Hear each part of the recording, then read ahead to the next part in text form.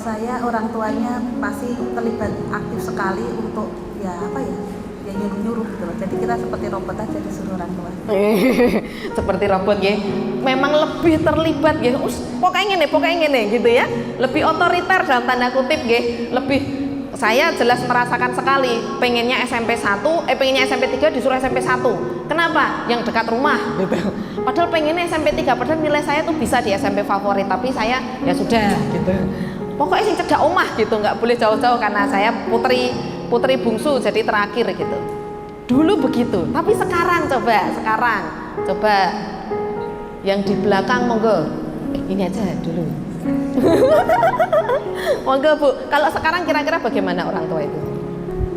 Kalau sesuai dengan zaman sekarang anak tidak susah untuk dikekang ya. Jadi mereka punya pilihan sendiri. Jadi kalau beda banget sama anak, ngeyelnya lebih kuat daripada kita zaman dulu. Wah. Manut, kalau sekarang tuh lebih ngeyel. Ngeyel, oh ya, wah ini ngeyel. Siapa yang setuju Bapak Ibu? Anak sekarang tuh kok kita luwih ngeyel gitu ya. Kita dipenging malah kayak dikongkon. Nggak boleh malah seperti disuruh gitu ya. Anak-anak ini cukup paham ya Bapak Ibu bahwa orang tua itu harus baik dengan dia. Tapi ingat, dia juga harus taat dengan kita gitu ya. Kita harus punya istilahnya memang kalau dibilang otoritas tadi ya, kekuasaan dalam tanda kutip, power di kita. Kapan benang itu dilepas, kapan harus ditarik lagi. Itu juga kita dengan anak. Tapi ngapunten, kalau balik dengan layangan tadi ya, benang kan tetap di kita, kuasa atas benang di kita. Demikian juga anak kita. Kita tetap harus punya power atas anak kita. Enggak, iya. Enggak mungkin aku mau coba tadi eksplorasi semuanya. Aku mau coba narkoba, apa kita berikan narkoba? Kan ya enggak. Aku mau coba gimana sih minuman keras gitu ya, alkohol aku mau coba. Yang bener gitu ya, gitu.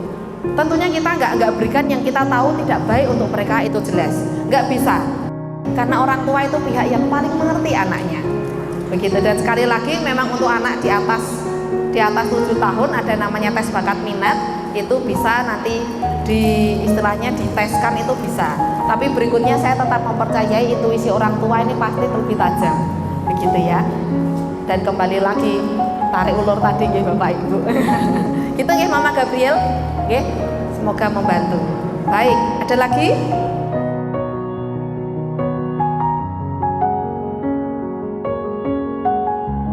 Ya, bagaimana untuk menjauhkan anak kita dari bullying? Ngapunten sekali. Saya kok ya ada juga klien yang justru bully anak dapatkan dari rumah. Ngapunten, orang tuanya justru yang membuli anaknya. Itu pun ada. Dan saat ini sedang saya tangani memang. Kok ya bersyukurnya orang tuanya ini ngaku ke saya, maksudnya Mbak tulungi aku membuli anakku gitu, istilahnya begitu. Membuli anaknya gimana? Kemarin ngapunten sampai memaki-maki anaknya, cerita ke saya dengan entengnya, mana aku tak pisau-pisau Mbak, ngene ora mudeng mbokne gawean ngene ngene. Saya yang mendengarkan sudah keringet dingin, kamu maki anakmu ki kepiye carane gitu ya. Dan ada Bapak Ibu. Jadi memang untuk bisa menolong anak-anak kita tangguh dari bullying, yang pertama memang dari dalam. Ada dua ya, dalam dan luar. Dari dalam, kita harus memahami bahwa ada hal yang tidak bisa kita kontrol. Nah ini yang perlu kita beritahu ke anak. Ada hal yang bisa kamu kontrol, ada yang enggak. Tapi ketika dari dalammu kuat, aku berharga, aku hebat, aku bisa. Di rumah kita beri pemahaman bahwa kamu berharga, kamu hebat, kamu ini unik, kamu istimewa.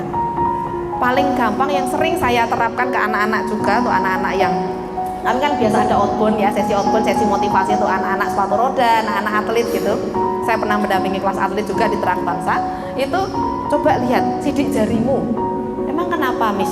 Sidik jari itu sama enggak? Ya enggak ada yang sama toh Miss lah yo. Enggak ada yang sama toh. Makanya Tuhan aja ciptakan kamu sedemikian rupa, sidik jarimu nggak ada yang sama. Manusia di dunia ini ada berapa? Banyak Miss lah yo. Ada yang sama enggak? Enggak, ya sudah. Berarti kamu sama enggak sama yang lain? Ya enggak Miss lah yo Miss. Nggak ada yang sama memang. Jadi tekankan bahwa anak itu berharga, anak itu unik. Kamu tuh diciptakan Tuhan ya seperti ini. Jadi tekankan bahwa dia itu berharga, dia unik, dia tidak ada duanya.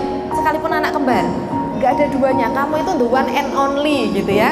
apapun yang terjadi, kamu tetap anaknya mama, kamu tetap anaknya papa, sesuai panggilannya ya. Kamu tetap anaknya ayah bunda. Apapun yang terjadi, tekankan itu dulu. Itu untuk pertahanan di dalam. Jadi dia kuat dulu, oke. Dari dalam dirinya tekankan bahwa kita ini berharga, kita ini nggak ada duanya. Itu dulu, itu yang dari dalam. Dari luar tadi kita sebagai orang itu ya jangan tiba-tiba mbak ngomongannya ucul gitu misalnya gitu.